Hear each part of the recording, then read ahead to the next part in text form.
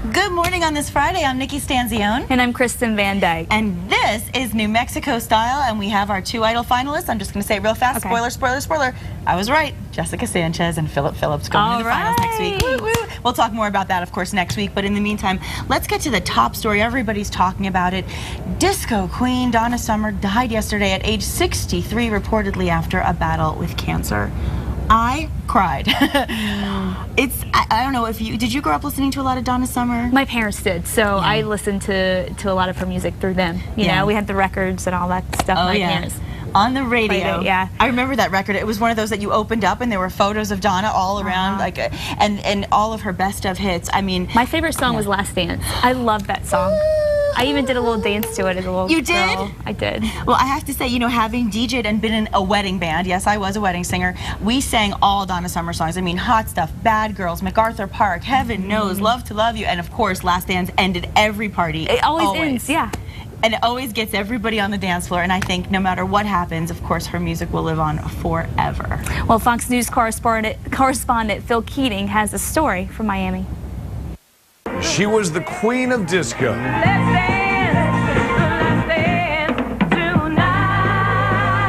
Donna Summer was born LaDonna Adrienne Gaines on New Year's Eve 1948 in Boston. Summer began singing in the church at a young age and was influenced by Motown and Janis Joplin. She defined the disco era with a string of hits like Last Dance, Love to Love You Baby, and Bad Girl. Donna Summer first came out in the U.S. in about 1975, and she exploded on the disco scene. That was her, you know, her best place that she shined at. And when disco faded away, Donna did not, segueing into pop rock. One of her biggest hits in the 80s, She Works Hard for the Money, became an anthem for women's rights. But Summer faced controversy after becoming a born-again Christian and was accused of making anti-gay comments in relation to the AIDS epidemic. Donna denied making those comments, but was the target of a boycott. She really was, her career hit a downturn because she has a strong following in the gay community. I guess years later, bygones were bygones, and she came back. And she came back, and I happened to see her, and she was phenomenal. Summer made 2 appearances on Fox's American Idol, once in 2004 and again in 2008. That year, she also released her final album, Crayons, her first studio album in 17 years. In a sign of her continued relevance, the Broadway show Priscilla, Queen of the Desert, the musical, features 2 versions of Summer songs, MacArthur Park and Hot Stuff.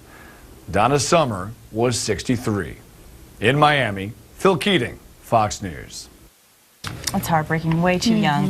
TMZ was actually the first to report the singer's death, and the site reports that she was recording an album at the time of her death.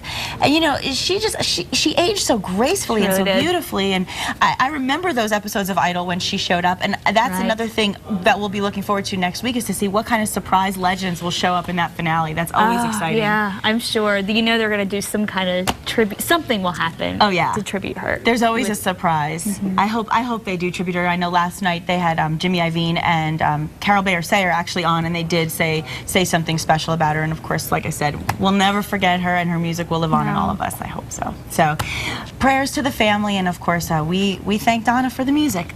May she rest in peace. Yeah. And now let's check in with KRQE News 13 anchor Elizabeth Alvarez with this morning's headlines. Were you a big Donna Summer fan, Elizabeth? I was, actually. Just like Kristen, my mom and my parents grew up, you know, I grew up in the house with listening to the records and stuff. So I was shocked. I was like, what is going on? First Whitney Houston, now Donna Summers. Legends. So yeah, R.I.P. Donna Summers, we still love you.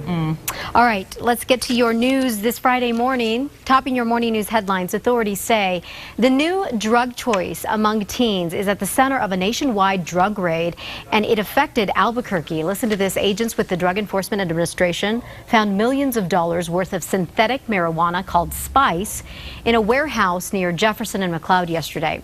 Agents also raided several Albuquerque homes and arrested a number of people. The DEA says this spice ring stretches from Utah to New York. Agents say the drug was packaged under names like Scooby Snacks and Mr. Happy, and that these packages were FedExed across the country. Well, there is a turf war going on of sorts between some Albuquerque homeless shelters. The Joy Junction food truck that feeds the homeless out on the streets is being told by other shelters that their parking lots are a no parking zone. The Albuquerque Rescue Mission downtown is one of them. See, Joy Junction says that the rescue mission told them that it needed to find another place to park their feeding trucks. It was just causing some congestion at our gates, and we were just getting too many people on the sidewalks during the dinner time and also later into the evening. Joy Junction says that the Good Shepherd, another homeless shelter, also won't let them park their truck there either because they are no longer, or they have a no loitering policy in effect. The unemployment numbers are out this morning, and it is not looking too good for people who are looking for jobs in Albuquerque. According to the U.S. Bureau of Labor, the city lost about 700 jobs this last year. We're talking between March 2011 and March of 2012. Those jobs included government jobs. In case you didn't know, 1 in 4 people have a government type of job. Another area that was hit pretty hard was construction. Albuquerque, historically, construction has been very important in terms of maintaining overall level of economic activity, and that sector has just been hit very hard and has been very slow to come back. A lot of our big neighboring cities, however, saw job growth. Tucson added about 900 jobs, Denver added 23,000, and Phoenix more than 40,000 jobs. 24 New Mexico firefighters are in Arizona this morning helping to fight a wildfire that is burning out of control near a historic mining town there. The Gladiator fire has nearly tripled in size. This is video of it here. It's now burned about 5,400 acres and is 0% contained. High winds and dry weather are causing the fire to spread. Firefighters have told people living near it that they have to leave their homes now. Speaking of fires, one of the smoke from that fire, I should say, it could be billowing out toward New Mexico. That's according to officials. But the smoke will mainly stick in the northern and northeastern part of the state. The one county that the state is banning fireworks right now to stop wildfires before they start is Eddy County. Yes, Eddy County Commission just recently passed a ban. And that ban affects people from lighting bottled rockets, Roman candles, and other fireworks. Those are no longer going to be allowed. Even though the county has gotten 3 to 4 inches of rain in the past couple of weeks, it's certainly not enough to improve those dry conditions. Of course, Kristen knows all about that. She's going to be talking more about what the weather is going to be looking like for today and the rest of the weekend. And that wraps it up for your Friday morning headlines. Be sure to start your day with Kristen Van Dyke, Matt Morrow, and me every weekday morning beginning at 4:30 a.m. on KRQE News 13. Ladies, back to you. Thanks, Elizabeth. Have a good weekend. Thank you. Okay, and you know, we talked very recently, in fact, yesterday, to Breaking Bad star and host of the After Party, Stephen Michael Quesada, and he is teaming up with the West Central Community Development Group to revitalize West Central's business district, and you are all invited to his block party tomorrow. That's right. The After Party's house band, the James Douglas Show, is going to be performing.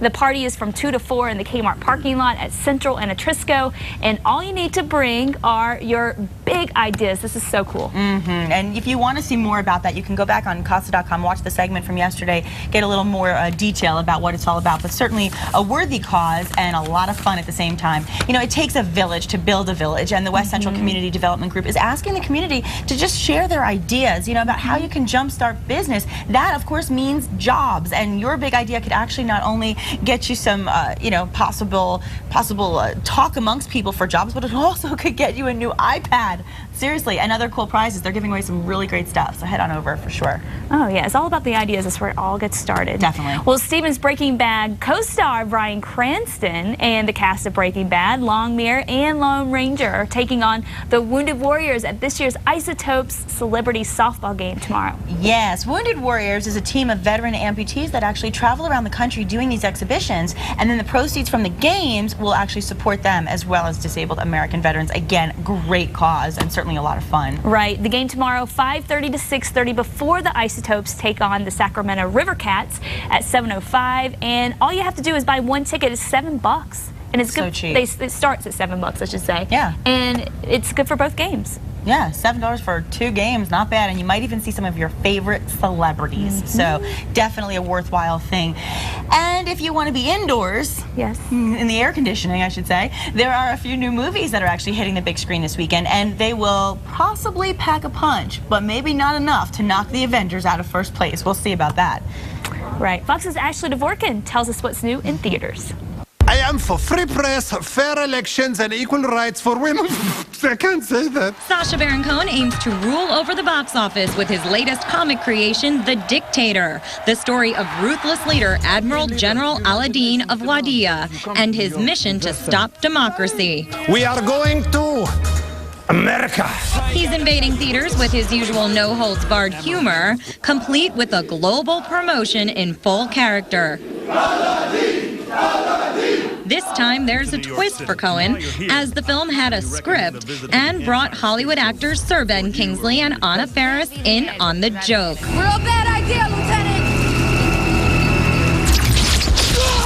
But Aladdin's iron fist must go up against the U.S. Navy in Battleship. Lieutenant, get up!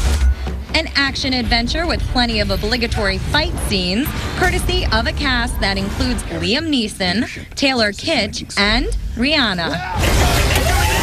The flick may also pack that nostalgia factor based loosely on the classic game, and that could have it sinking the competition.